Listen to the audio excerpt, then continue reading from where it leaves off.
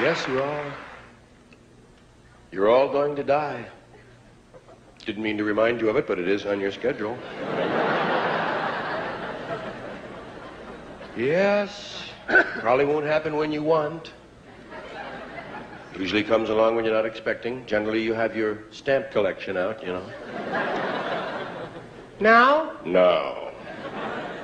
Just want a little time to put away your hinges, you know.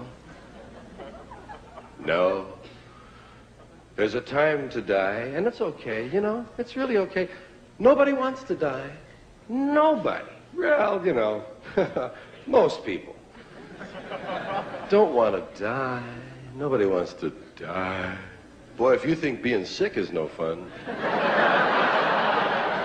dying is really a pain in the ass. Nobody wants to die. People don't mind being dead. Being dead is great. But getting dead. Nobody wants to get dead. So I hope I don't die. I wonder how often we think that, you know? It's just under the surface, isn't it? You go out for the day, going out of your house. I hope I don't die. It would really spoil the circus if I were to die. Geez, I hope I don't die. Comedians don't want to die. It's only a metaphor, but it's so true of all of us. We don't want to die out there. The comic's going to die. I don't want to die. Geez, I was dying out there. I was dying. It was death out there. And it was like a morgue. I don't want to die. Of course, if the comedian doesn't die, you know, if he succeeds, if he makes you laugh, then he can say, I killed him. I killed him. So it's either me or you know. Just like on the freeway. Yeah, dying shouldn't be that bad. It shouldn't be that bad. We're all going to do it. It's one of the few fair things in life. Everybody catches it once. And dying should be fun. There should be some sort of a look ahead. I mean, after all, when you die, you're going to find out where you go. Haven't we been wondering about that a long time? Where the hell we go? Isn't that the biggest thing we have to wonder about? Where the hell do you go? I don't know. Joe thinks he knows. I know Joe thinks he knows, but Joe don't know. Where do we go? Nobody knows. Well, I think sometimes you go where you think you're going to go. Whatever you think you're going to do, that's where you're probably going to go.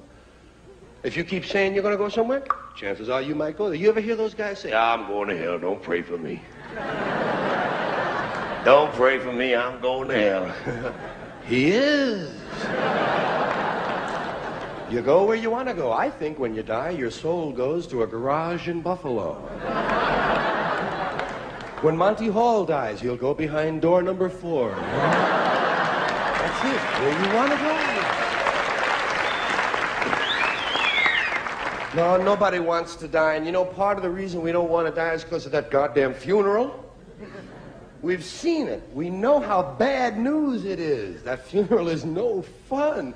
Man, if I don't like other people's funerals, I know I'm not going to like my own. There's no way I can get behind my own funeral. Going to be lying there in a casket. They're going to put me in the box. Going to put me in a convertible with the top down. You know that's embarrassing, lying there. And everybody's looking at you. You're dead. And they're looking. You're just lying there still. People coming over going.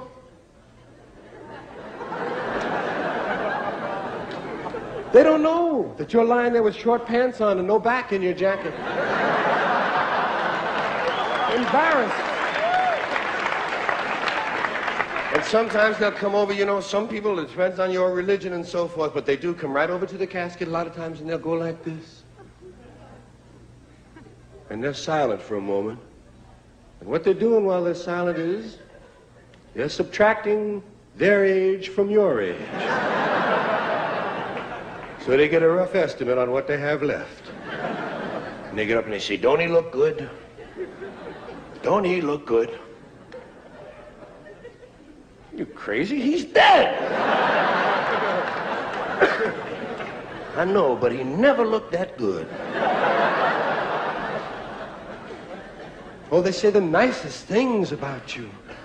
They say the nicest things when you die. Your popularity goes straight up when you die. They say the greatest things there are that can be said. They'll even make stuff up if they have to. Well, he was a real asshole, but he meant well, you know? He's a well-meaning asshole. Yes, you get so popular when you die. All the flowers you get, think of the flowers you get when you die. You get more flowers when you die than you got in your whole life. All your flowers arrive at once, too late. The guys will say, oh, yeah, well, you know, Bill is dead. Yeah, poor Bill. Poor Bill is dead, yeah. Poor Dave? Yeah, poor Dave is gone now. Ed? Yeah, poor Ed is gone. Dan? That motherfucker is still alive, isn't he? I wish he would die so I could like him. Reincarnation is another aspect of death, and a lot of people will tell you little tales about it. Reincarnation, coming back. A lot of folks are sure of it. They can come back. You come back as something, I don't know. Does it seem right to you that it would work? I mean, mathematically, it doesn't seem to work. Because originally on this earth, we only had, well, let's say 6 people. I know we had 2, but it's a controversial number. Let's say at one time there were only 6 of us, about. 6 people, 6 souls. And those 6 people died, and those souls went back to the staging area, and new people were born, and those 6 souls came back. We still only have 6 souls. Now we have 4 billion people claiming to have souls. Where are all these extra souls coming from? Someone is printing up souls. And it lowers their value. The more souls there are, the less they're worth, it would seem. Well, my feeling is if you're gonna die, you know, or if you know, hey, die big. Die big. Nobody wants to just pass away. You don't want to be a euphemism, do you? Nobody wants to pass away. You know, Arnie passed away. Oh, really? Yes. Well, I didn't know that. Well, that's the idea. On the other hand, Dave died. Oh, yes, I heard about Dave dying. That's true. I say die big. Give it a shot, man. Go out big. It's your chance. Die big. Work in a few posthumous reflexes for your friends. Give them a show before you go. Entertain and uplift and instruct those you are leaving behind. When you die, give them a few posthumous reflexes. You know, the body does store electricity up. There's a certain storage of electricity, and even a dead body, a corpse, will occasionally go... And I say, if you have that potential after you're dead, use it properly. Pre-program. Before you die, pre-program some posthumous reflexes that will be entertaining to those you've left behind. Do something to capture their imagination. Roll over on the autopsy table. That's nice. Cross your legs, scratch your balls, do something.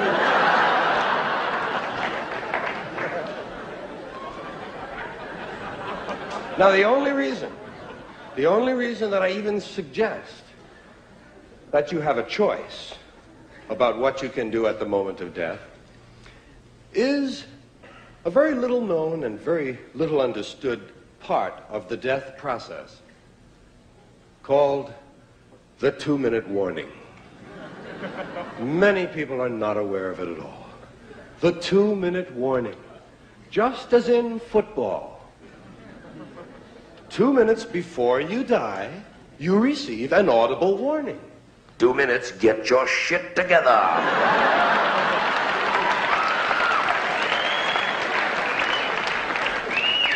The reason we don't know about it is because the only people who hear it die.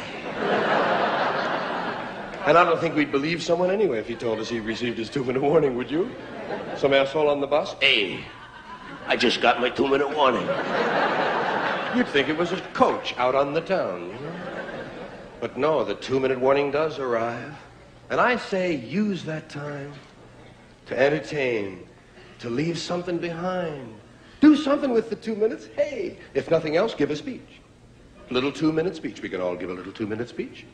Just pick some subject you're very fond of and talk about it for 2 minutes. I mean, tell them. It's your last chance to tell them anything.